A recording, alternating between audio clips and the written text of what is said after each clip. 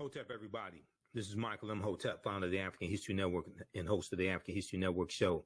It is Sunday, June 23rd, 2024, and we are live.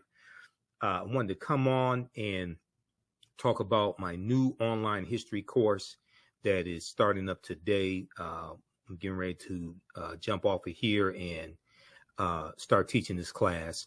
It's called Black Resistance Movements from the Haitian Revolution, U.S. Civil War, Civil Rights Movement, and Black Power Movement, 1800 to 1968. So this is an exciting 10-week online course that I'm teaching. I wanted to come on and give you all a brief overview of the class. Okay, so this class focuses in on history from 1800 to 1968 till about 1971 with the start of the War on Drugs, declared June 17th, 1971 by Richard Nixon. Okay. And this class focuses on what leads up to the Civil War taking place. What are some of the laws and policies put in place that lead us to where we are right now? We deal with the Jim Crow era, the Reconstruction era, in the aftermath of the insurrection that we saw on January 6, 2021 at the U.S. Capitol. Many leading historians drew parallels between the violence that we saw January 6, 2021 and the Reconstruction era, which is from 1865 to 1877. Okay, the Reconstruction era, right after slavery ended. The period of political revolution directly following the American Civil War, this was the Reconstruction era, and is going to be partly because of political violence that brings about an end to the Reconstruction era. And we also know that we have the Compromise of 1877 as well, where Rutherford B. Hayes is declared president, the Republican, and he agrees to the Democrats' demands to remove the Union troops out of the South. Okay. Now, this 10-week online history course will analyze U.S. history primarily from the African-American perspective, beginning in the period 1800 to 1865. But one of the things that we're going to highlight in this class is Black resistance and how we fought back to white supremacy and racism. Okay. This course looks at different ways African Americans fought back against racism between 1800 to 1968. Your understanding of politics is directly related to your understanding of history. Your understanding of politics is directly related to your understanding of history. We'll analyze U.S. history primarily from the African American perspective, beginning with the Haitian Revolution, which is 1791 to 1804, and the Louisiana Purchase of 1803, because the Louisiana Purchase of 1803 and the Haitian Revolution, those two events are related.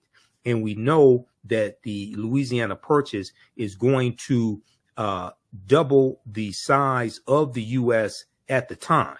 And the U.S. is going to get 828,000 square miles of land from France. And one of the reasons why France sold this land is because France and Napoleon and were getting their behinds kicked by the Haitians in their colony of Saint Dominique that those Africans are going to call Haiti. Okay, and then we call it Haiti. And Haiti is the Arawak word for that island nation of Haiti. Okay, this is where that comes from, Haiti. And we talked about this in my class, the class that I taught yesterday, Ancient Kemet, the Moors, and the Ma'afa, Understanding the Transatlantic Slave Trade, where they didn't teach you in school. That Haiti is an indigenous Arawak word, which means mountainous land, so we're going to deal with this history, and then you could trace that history of the island of Hispaniola, or what Christopher Columbus called La Isla Española, the Spanish island, and the word is anglicized to Hispaniola. And the island of Hispaniola is where you have the Dominican Republic and the Spanish colony of Santo Domingo, which the French take over that Spanish colony of Santo Domingo in 1697 and call it Saint Dominique, and that's where Haiti is today. Okay, so when we look at this history, even though we're looking at history from 1800 to 1968, we can trace this history back to the Moors going into the Iberian Peninsula, today known as Spain and Portugal, in 711 AD, and what happens after that. Because we know it's August 3rd, 1492, that Columbus sets sail on the Nina, the Pinta, and the Santa Maria, and he's financed by Spain and King Ferdinand and Queen Isabella. We know on August 2nd, 1492, Spain expels the Sephardim, the Sephardic Jews, and we know on January 2nd, 1492, during the Spanish-Grenadian Wars, the Moors lose control of their last stronghold in Spain, which was Grenada. Okay, so we see a chronology of all of this history. And then we see the Louisiana Purchase, which doubles the territory of the United States. The U.S. is going to carve out about 15 states out of that land they get from France. And France did not legally own that land. This is stolen land they got from Native Americans as well as African people who were already here as well. And we know from reading Dr. David Imhotep's book, The First Americans Were Africans, Documented Evidence, we know African people were here in this land we call the United States of America, going back at least 51,700 years ago. Okay, so, this is already a given. Okay, so what we're going to see here in this class is a chronology of this history and what leads to the U.S. Civil War taking place. We'll look at things like the Missouri Compromise of 1820, okay, the Kansas-Nebraska Act of 1854. And after we look at the Mexican-American War, 1846 to 1848. And after the Civil War ends with the, General Robert E. Lee surrenders to General Ulysses S. Grant at Appomattox Courthouse in Virginia, April 9th, 1865. And then you have June 19th, 1865, Juneteenth. But as we will look at in this class, we know that the Emancipation Proclamation did not free the slaves. Okay, the Emancipation Proclamation did not free the slaves. We know that the border states of Maryland, Missouri, Kentucky, and Delaware, they were all exempt from General Order Number 3. Okay, delivered by Major General Gordon Granger. And, we just commemorated Juneteenth, and we should celebrate Juneteenth. But as you saw in the videos from my presentations for Juneteenth 2024, I said that we have to protect the history of Juneteenth and correct the history of Juneteenth. And June 19th, 1865, when those enslaved Africans in Galveston, Texas, got the word that they were freed, that was not the last day of slavery, because Kentucky and Delaware did not abolish slavery until December 18th, 1865. And that is when the 13th Amendment was adopted. We know that when Georgia ratifies the 13th Amendment, December 6, 1865, Georgia becomes the 27th state to ratify the 13th Amendment, and it becomes law, and it's adopted December 18th. So Kentucky and Delaware did not abolish slavery until 6 months after Juneteenth. So how could Juneteenth be the last day of slavery? Okay, so what a lot of these reports that you hear in the media are basically false about Juneteenth. Okay, so we go through and we look at some of these original documents. We look at the U.S. Constitution, Emancipation Proclamation, things of this nature. And the Reconstruction era is a very, very important period of history that's not talked about a lot in schools. Okay, and Americans, number one, are very ignorant of history, but Americans know very little about the Reconstruction era as well. You can register for this class because I'm getting ready to jump off here and jump into the class right now, the online school, and start teaching the intro to the class. Visit our website, AfricanHistoryNetwork.com, AfricanHistoryNetwork.com. Scroll down past the first online course that I teach, Ancient Kemet, the Moors, and the Ma'afa, Understand the Transatlantic Slave Trade. You can still register for that class. But this new one right here, Black Resistance Movements, this really ties into the political climate what we see going on in America right now, the backlash against diversity, equity, and inclusion, the resistance against any type of reparative justice or reparations, the attack on voting rights as well, the January 6, 2021 insurrection, which was political violence. All of this is what we see. The seeds of all this during this period of time from 1800 to 1970. Okay, so this 10-week online course, Black Resistance Movements from the Haitian Revolution, U.S. Civil War, Civil Rights Movement, and Black Power Movement. You can register right here for it. Click right here, register for full course. It's on sale, $80. You can register for both classes. We have a bundle pack for $120. It's about a $300 value. There's going to be some bonus content. You're going to get my Juneteenth lecture free when you register for this new class as well, Black Resistance Movements. Okay, so visit our website, AfricanHistoryNetwork.com. and register for it, and we'll see you in class.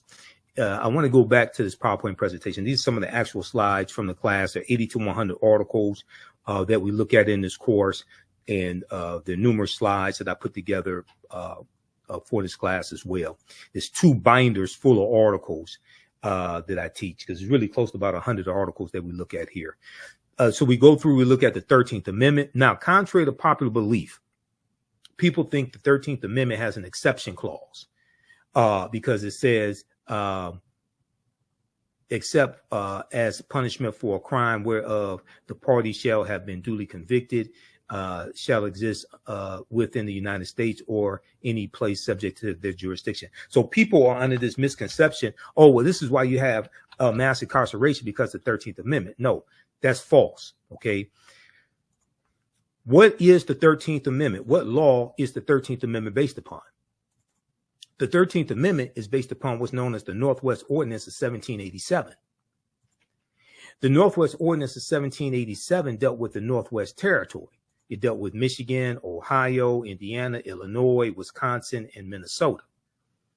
The Northwest Territory is one of the main reasons why the Northwest Ordinance, I should say, the Northwest Ordinance of 1787 is one of the main reasons why places like Michigan, where I live, had very low levels of slavery, because the Northwest Ordinance basically abolishes slavery in the Northwest Territory.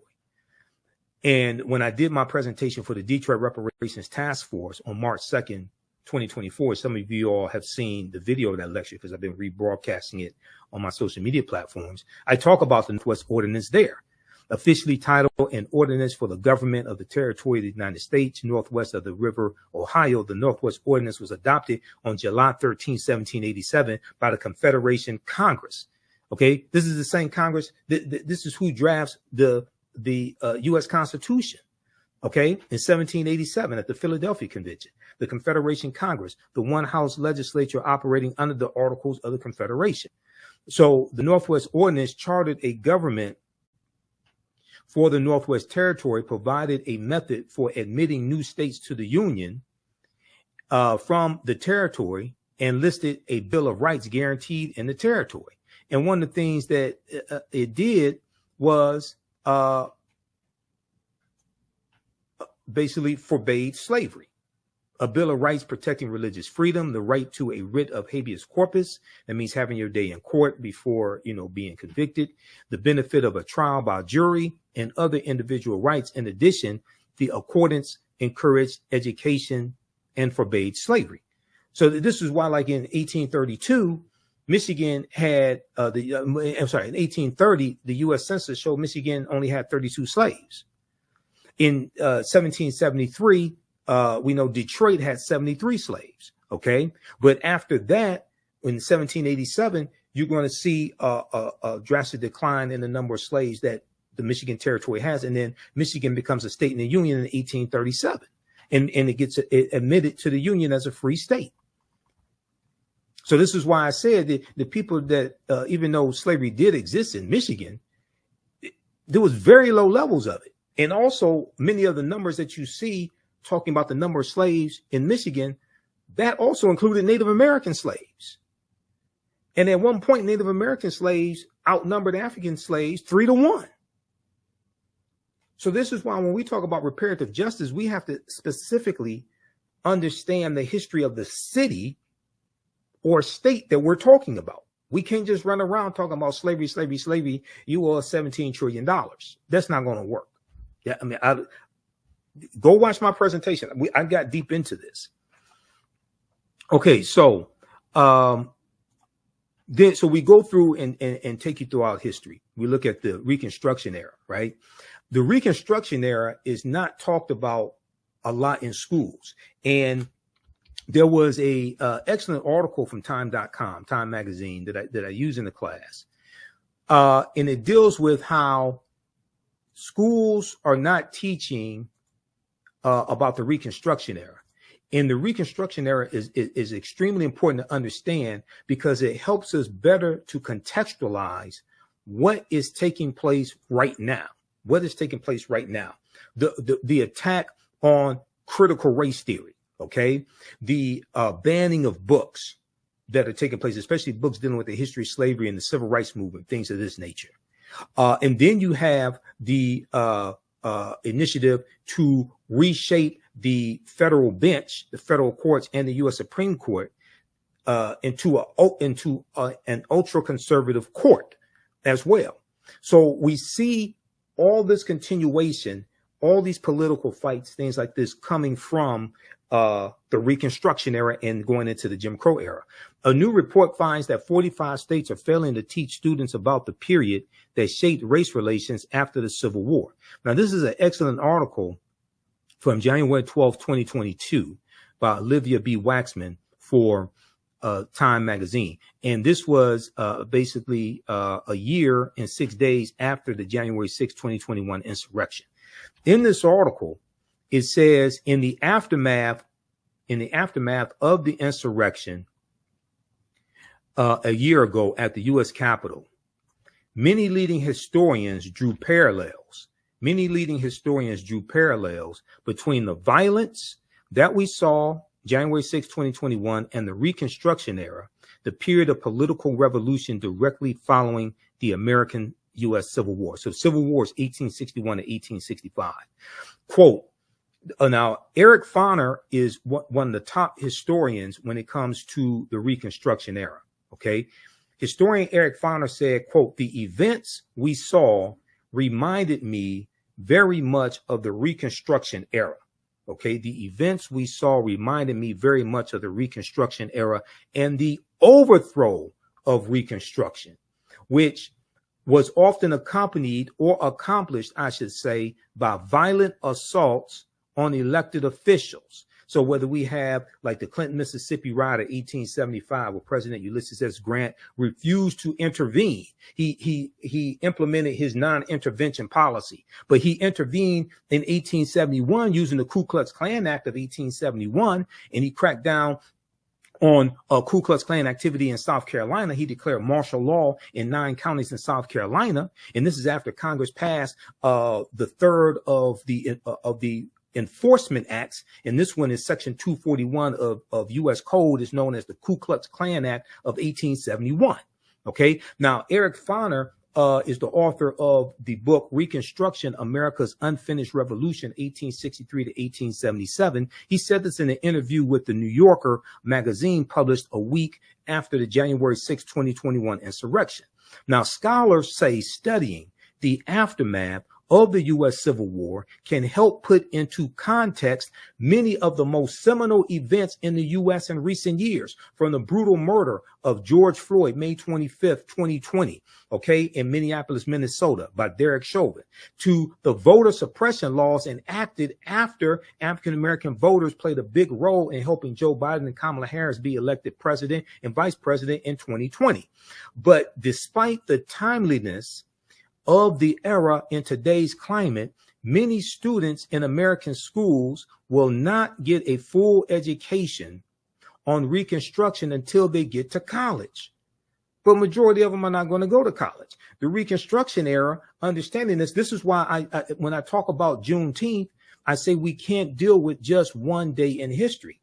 Juneteenth leads you to the Reconstruction era, 1865 to 1877. It leads you to the Civil Rights Act of 1866, which allows African Americans to enter into legal contracts and negotiate wages. And it's the Civil Rights Act of 1866 that's being used against us now in these anti-diversity, equity, and inclusion lawsuits that white conservative Ed Bloom is filing. He filed it against the Fearless Fund, the African American women who give out grants to businesses of women of color. And Ed Bloom is saying that they're discriminating against white business owners. It played a part also when we deal with the affirmative action being overturned in college admissions. That was Ed Bloom, conservative activist Ed Bloom, who filed that lawsuit once again. So one of these Reconstruction laws and the 1866 Civil Rights Act, that was the foundation of the 14th Amendment of 1868. Now you have these white supremacists using these laws against us that were created for us. And this is why we have to understand this history and understand, and your understanding of politics is directly related to your understanding of history. Okay. And this is why I say we have to practice political self-defense. Understanding how these laws and policies impact African Americans, impact our economic condition, how to weaponize our vote, how to fight back against these people, take them out of power, vote them out of office, and understanding how to protect gains that have already been made. If you don't understand history, you don't understand the gains that have been made. The attack on voting rights, Senate Bill 201, okay, coming out of Georgia. That's very similar to the attack on voting rights, African-American voting rights that we saw at the Mississippi State Constitution, the Mississippi State Convention in 1890, okay, shortly after Reconstruction ends. And they're rewriting the Mississippi State Constitution to oppose poll taxes and literacy tests, to suppress, it was specifically designed to suppress the African-American vote. There's an excellent article from the Washington Post called "The Mississippi Plan to Keep Blacks from Voting in 1890. Quote, "We came here to exclude the Negro," end quote.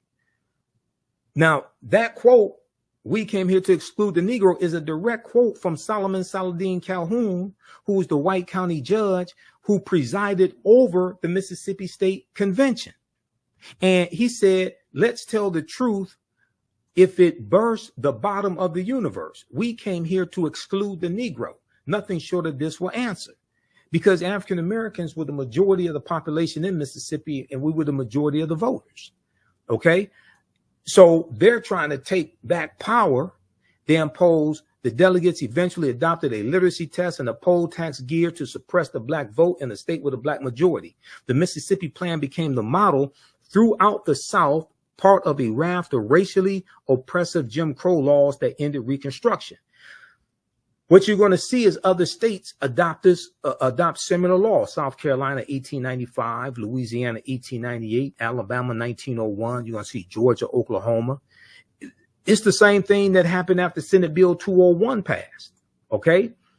Out of Georgia, other states, especially many of these former Confederate states, they started passing similar bills. Okay. And what are they doing? They're cracking down on mail-in ballots, okay? And they're trying to find ways to suppress the votes of African Americans, Latinos, Asian Americans, white college students as well. It's not just targeting African Americans. We are the main target, though, because we have historically been targeted, because there has always been a fear of African American political power in this country. Read the article from motherjones.com. Now, you know I'm a national political commentator. You see me on Roland Martin Unfiltered every Friday. You see me on the African History Network show. I just did Attorney Areva Martin show this week as well, this past week. You know, she's a CNN legal analyst, Areva Martin. So I was on her radio show on 1580 AM KBLA out of Southern California, which is Tavis Smiley's radio station. I did the Carl Nelson show on WOLB Baltimore, Radio 1. I did his show on Monday, June 17th. We dealt with Juneteenth history and politics and the 2024 presidential election, etc. Look at this article right here, May 13th, 2021. Leaked video, Dark Money Group brags about writing GOP voter suppression bill across the country. Quote, we did it quickly and we did it quietly, end quote, said the executive director of Heritage Action. Now, this is an excellent article that I use in my classes. This is written by Ari Berman and Nick Sergey. Ari Berman used to write for thenation.com, and during the 2016 presidential election, Ari Berman wrote a series of articles dealing with the voter suppression that was taking place during the 2016 presidential campaign. And he has one article that deals with how there are 868 fewer polling places to vote at in the 2016 campaign. That's a direct result of Shelby County versus Holder, U.S. Supreme Court case of 2013, which gutted Section 5 of the 1965 Voting Rights Act. Well, the reason why you needed the 1965 Voting Rights Act is because of what happened in Mississippi in 1890 at the Mississippi State Convention, and what happened in Florida in 1889 when Florida was the first state to have poll taxes, and what happened in South Carolina and Georgia and Alabama when they rewrote their state constitutions. This is why you needed the 1965 Voting Rights Act. And you've had white supremacists who've been trying to weaken the 1965 Voting Rights Act or revoke it altogether, basically since it was implemented. So quickly here, when we look at this piece from Mother Jones, okay, how many of you all know this? Senate Bill 201 was crafted by Heritage Action for America. Here's what happened. In a private meeting last month with big money donors, the head of a top conservative group boasted, I want everybody to see this. We're going to zoom in on this. The head of a top conservative group boasted that her outfit had crafted the new voter suppression law in Georgia and was doing the same with similar bills for Republican state legislators across the country. They did it with Senate Bill 201 in Georgia, and they did it with other similar bills in Republican state legislators across the country. Quote, in some cases, we actually draft them for them, end quote, she said, or we have a sentinel on our behalf, give them the model legislation so it has that grassroots from the bottom up type of vibe, end quote. The Georgia law had, quote, 8 key provisions that Heritage recommended. Jessica Anderson, the executive director of Heritage Action for America, a sister organization to the Heritage Foundation, told the foundation's donors at an April 22nd gathering in Tucson, Arizona, in a recording obtained by the watchdog group Documented and shared with Mother Jones. Those included policies severely restricting mail ballot drop boxes, preventing election officials from sending absentee ballot request forms to voters, making it easier for partisan workers to monitor the polls, preventing the collection of mail ballots, and restricting the ability of counties to accept donations from nonprofit groups seeking to aid in election administration. Okay, now this law was signed into law by Georgia Governor Brian Kemp, and when he signed it, he was in a room with all white men. And he's sitting down at the desk, and above him is a painting of a slave plantation. Go research this when they did this. Okay. But check this out. It gets deeper. Do you know who the Heritage Foundation is? The Heritage Foundation is an ultra right-wing conservative think tank. And they're the ones who engineered Project 2025. The Heritage Foundation. Have you heard about Project 2025? All of this stuff, all the history and politics is connected.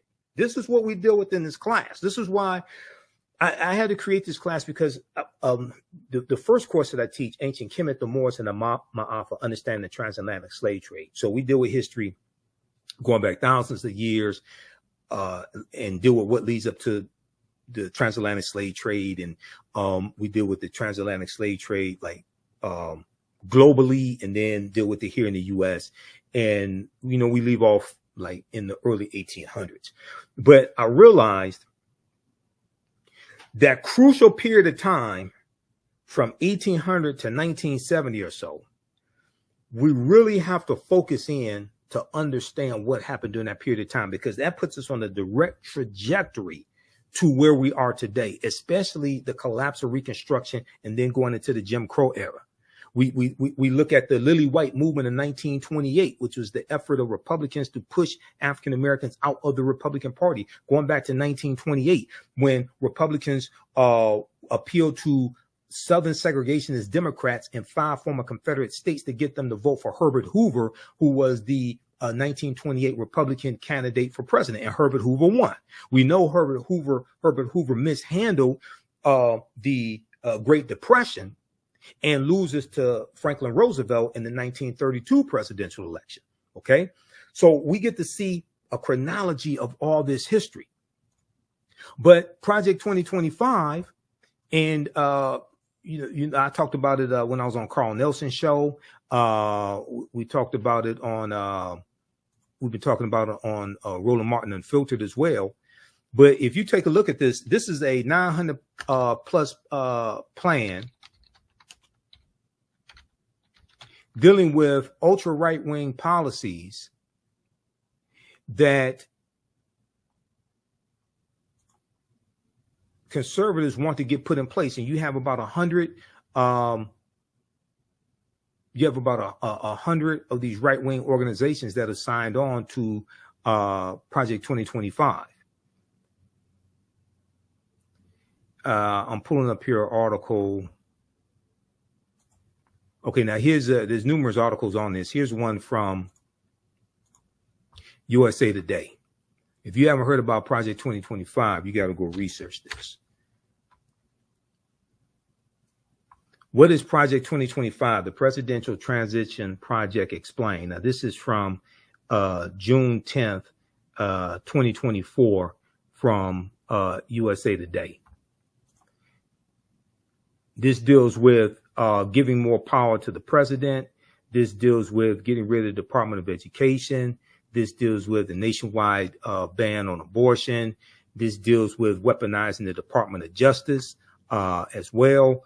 I mean, this stuff is deep. This deals with politicizing federal employees and getting rid of thousands of federal employees and implementing a loyalty pledge as well to be a federal employee. What is Project 2025? The Presidential Transition Project Explained. This is from the USA Today.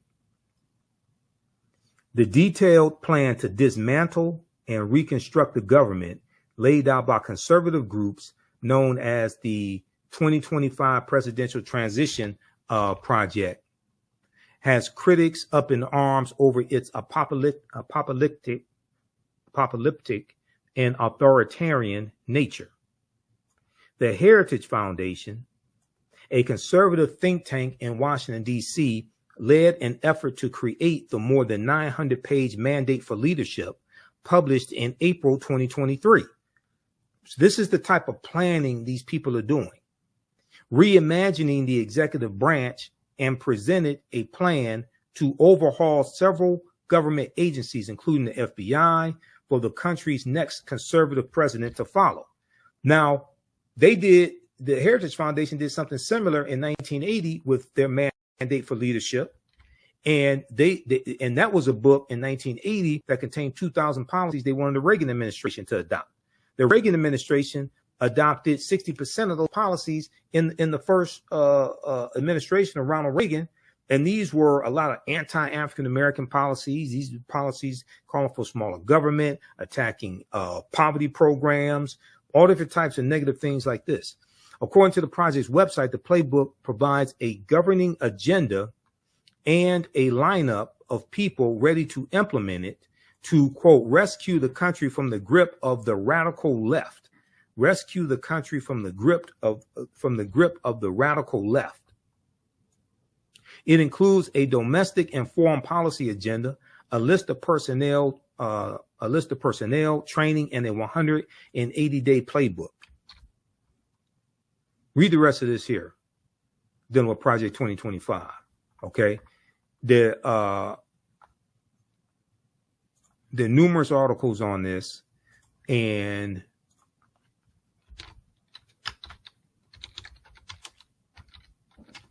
let me pull up something here.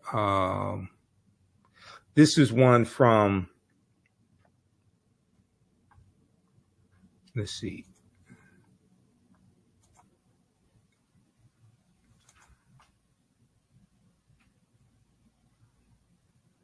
This is one from oh,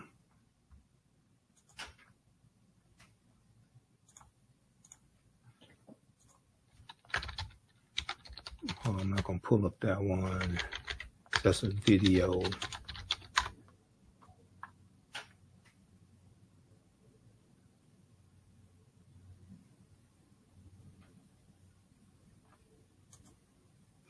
This is one from Newsweek.com.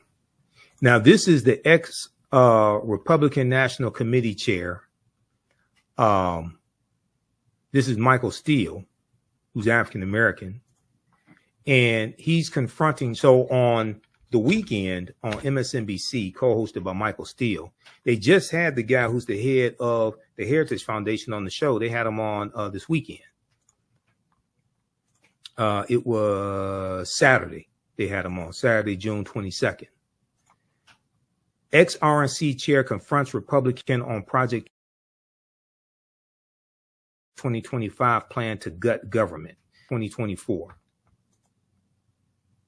Michael Steele, former chairman of the Republican National Committee, confronted Kevin Roberts, president of the Heritage Foundation, on Saturday over Project 2025, a plan that includes firing up to 50,000 federal government workers.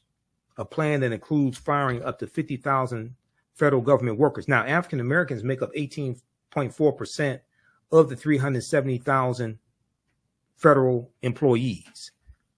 So when you talk about firing 50,000 federal government workers, you're talking about firing a lot of African Americans.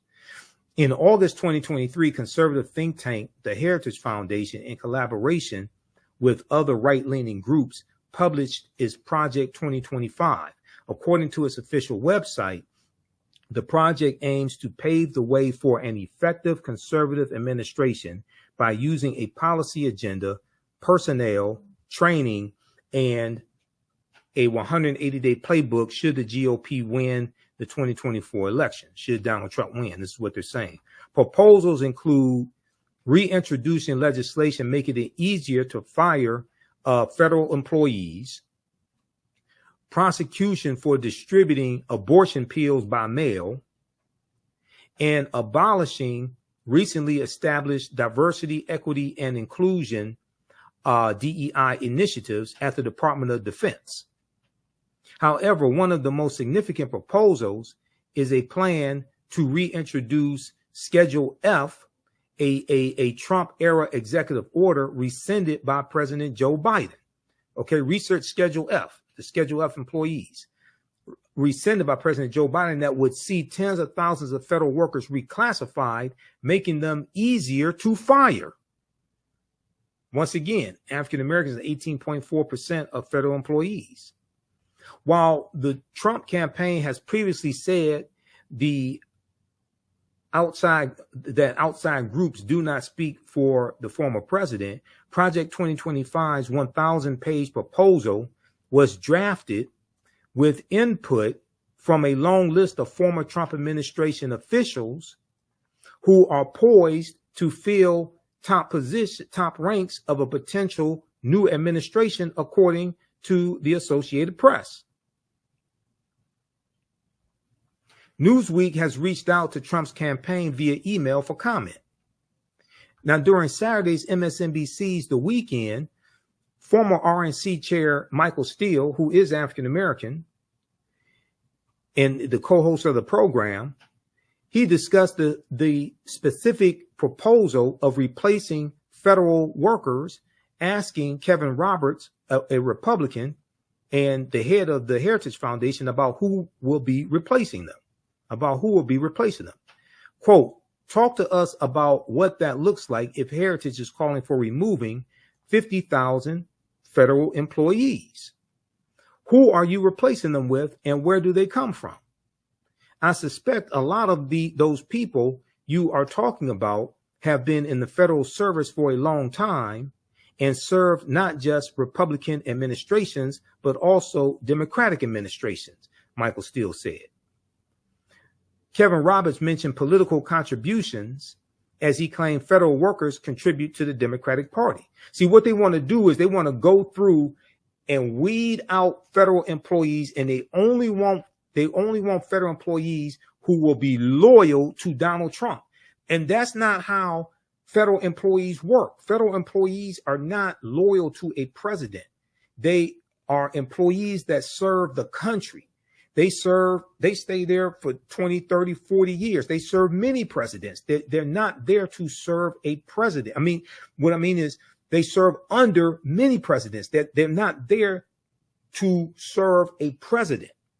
They're there to serve the country, but they work under many presidential administrations. They're not there to be loyal to one person. That's not how this works. Quote, they have, and 95% of them who give political contributions give them to the Democratic Party. Kevin Roberts said, the head of the Heritage Foundation, they can donate to whoever they want to.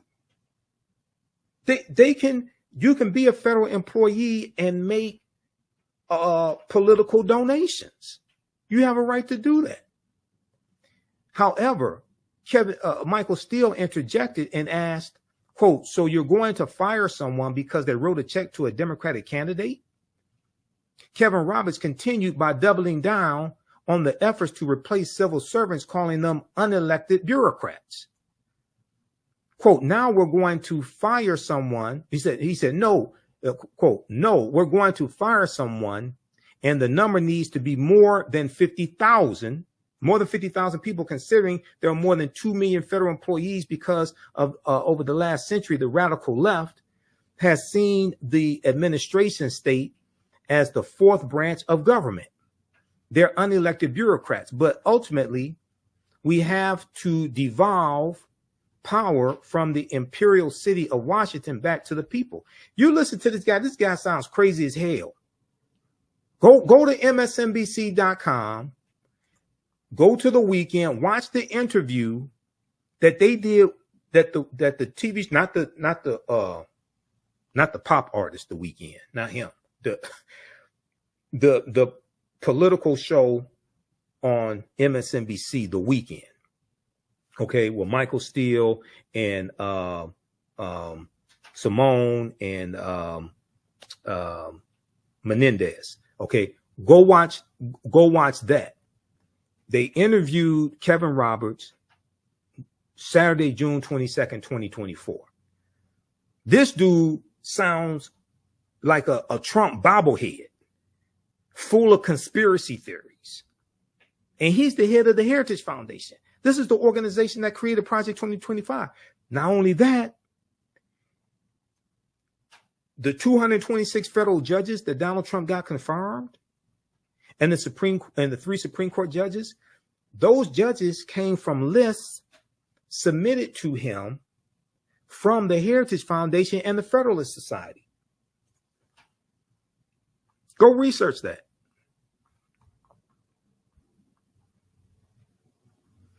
Okay, read the rest of this article here.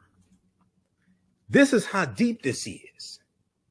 Your understanding of politics is directly related to your understanding of history, because they both intersect. And when we study history from 1800 through 1970, and we're going to end in 1971 with Richard Nixon declaring his war on drugs after he ran for president in 1968 and won in 1968, and he won on the platform of law and order, which basically means lock up black people, protect white people.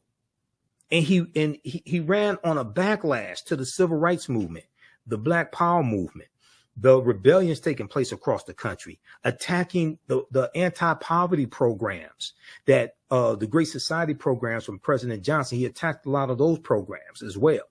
Okay. So so how do you all like this type of information? Give us a thumbs up, give us a heart, give us a like. This is a very, very timely class, and this helps you to better understand what's taking place in the country right now, dealing with politics, news events, people reclaiming the Confederacy. We just did a story on Roland Martin Unfiltered where 2 schools in Virginia just voted to rename the schools after Confederate heroes because they changed the names of the schools in 2020 when you had a racial reckoning taking place in this country because of the killing of George Floyd. Now you see a recalibration. Now you see people trying to go back to the way it was because they want to hold on to white supremacy. You have a lot of people that want to hold on to the Confederacy. We're going to deal with the Confederacy in the class, but nations don't name schools and don't have monuments honoring traitors to that nation. The Confederacy, these were traitors who committed treason based upon Article 3, Section 3 of the U.S. Constitution. The U.S. Constitution defines treason. And they committed treason based upon Article 3, Section 3 of the U.S. Constitution. Now, a minute ago, I talked about the Ku Klux Klan Act of 1871. Okay, it was actually passed in 1871, right? How many people know that Traitor-in-Chief Donald Trump is being criminally prosecuted right now by special counsel Jack Smith using Section 241 of the U.S. Criminal Code? And Section 241 is the Ku Klux Klan Act of 1871. It's actually 1871, not 1870. How many people know this? Read this article here, okay? And once again, this is an example of how we see history and politics coming together and how historical events shape policy and laws, and then laws shape historical events. This all happened during the Reconstruction era, 1865 to 1877. Read this article from the Washington Post. Trump is charged under civil rights law used to prosecute KKK violence. Trump is charged under civil rights law used to prosecute KKK violence. The provision was originally adopted in 1870 and was intended to protect the newly codified rights of Black citizens after the Civil War. Well, it was the U.S. Department of Justice that was actually prosecuting these Klansmen. And the U.S. Department of Justice was created in 1870 largely to enforce the new rights of African Americans. That's during Reconstruction. Now, how many people learned all this in school? Okay? How many of your children are learning this in school?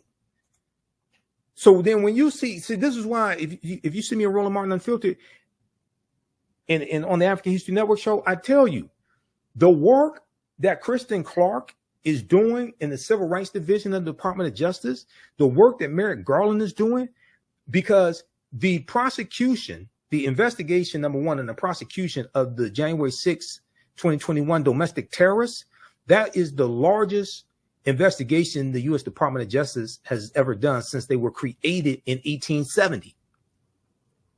And one of the main reasons why those domestic terrorists attacked the U.S. Capitol is because 16.9 million African Americans voted for Joe Biden and Kamala Harris.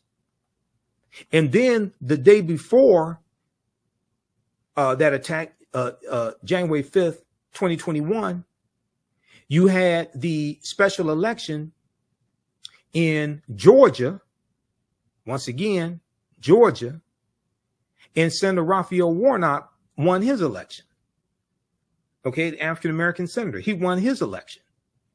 And John Ossoff, the Jewish candidate, Democrat, he won his election, which gave Democrats a slim majority in the Senate.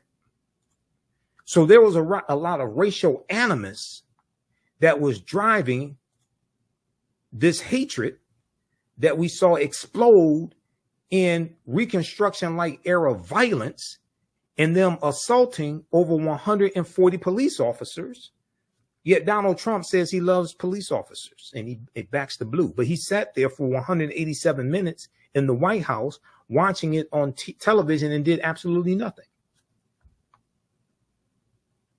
He backed the blue until the coup. That's what happened. He backed the blue until the coup. All right, so visit our website. How do you all like this type of information? Who still needs to register for this online history course? I'm about to get out of here and jump into the class and start teaching this class. Visit our website, AfricanHistoryNetwork.com, AfricanHistoryNetwork.com. Scroll down. We have my new Juneteenth lecture there. It's a 3-hour lecture. If you register for this class, you're going to get the Juneteenth lecture in digital download format. Okay. But you can order it in DVD or digital download format. You can register for the first class I teach, Ancient Kemet, the Moors, and the Ma'afa. Understand the transatlantic slave trade, what they didn't teach you in school. Now, we do the sessions live. All the sessions are archived and recorded. You can go back and watch these anytime. So even after the course is over with, you can still go back and watch the class. Okay. A year from now, 2 years from now, you'll still have full access and you can watch the class. This content is PG-13, so you can use this with your children. Okay, so it's not overly graphic. I don't do a lot of cursing or anything like that. And it's very visual. So there's articles that we reference, books that we reference. I show you usually the book references on the screen, so you don't have to buy any of the books if you don't want to. But register here. We're going to do a class introduction right now. I teach this at my online school, so you can register for this course. Click right here, register for full course at AfricanHistoryNetwork.com. We just posted the link here in the thread of the broadcast. You can also support the African History Network, $ the AHN show through Cash App and through PayPal, paypal.me/the AHN show.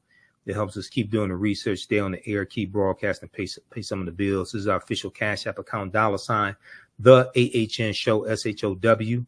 When you go to it, it'll say Michael. There's some like 5 or 6 fake African History Network Cash App accounts out there that I have identified, like these right here. Oh, and you can click on a Cash App link right here. Here's our QR code. Okay. And then here's our link for PayPal as well. This helps us keep doing the research, stay on the air, keep broadcasting, pay some of the bills, finance our Sunday night show, the African History Network show. I usually do that Sundays, 9 p.m. to 11 p.m. Eastern Standard Time on our social media platforms as well. All right, we have to get out of here. Hopefully you learned a lot today. You can email me through the website if you have any questions, AfricanHistoryNetwork.com. We'll see you in class. Remember, right now is correct wrong behavior. What you do for yourself, what you do to yourself, and what you allow other people to do to you and get away with is based upon what you think about yourself. What you think about yourself is based upon what you have been taught about yourself. What you've been taught about yourself is based upon everything you've read, heard, and seen about yourself. So when you control the radius of a man or woman's thoughts, you can control the circumference of his or her actions, because the mind can't do or teach what it doesn't know. And your understanding of politics is directly related to your understanding of history. Okay, so we'll see you in class. Listen to the African History Network show.